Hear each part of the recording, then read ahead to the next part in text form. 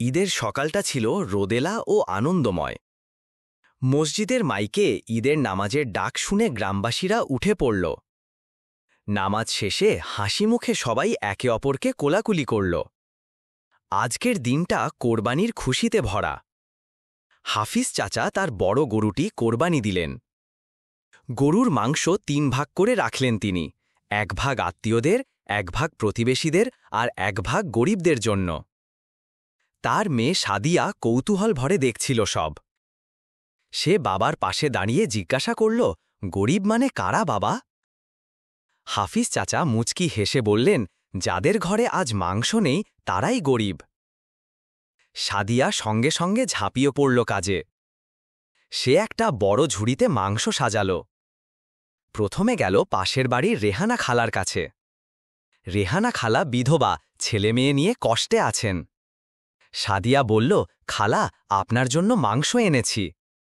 রেহানা খালার চোখ ভিজে গেল আনন্দে। এরপর সাদিয়া গেল মুন্সি দাদার কাছে। দাদা বয়সের ভারে চলতে পারেন না, ঈদের দিনে তিনি খুব একা।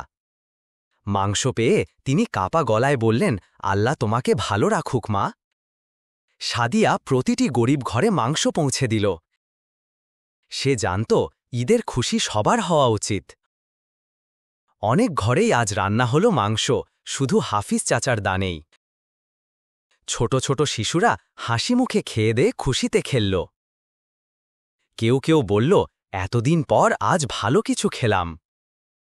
সাদিয়া জানল ছোট একটা কাজও কত আনন্দ দিতে পারে। বিকেলে সবাই একসাথে খেলায় মেতে উঠল। কারও মুখে আজ হতাশা নেই। হাফিজ চাচা মেয়ের দিকে তাকিয়ে গর্বে বললেন, তুই আমার ঈদের সবচেয়ে বড় আনন্দ। সাদিয়া মাথা নিচু করে হাসল। কোরবানির মূল শিক্ষা আজ সে নিজেই বুঝে গেল। ঈদের খুশি তখন ছড়িয়ে পড়েছিল পুরো গ্রাম যুগে। গল্পে গল্পে ইংরেজি শিখতে কেমন লাগছে আমাদের কমেন্টে জানাতে ভুলবেন না, এবং ভিডিওটা বন্ধুদের সাথে শেয়ার করতে ভুলবেন না। ধন্যবাদ। আল্লাহ হাফেজ।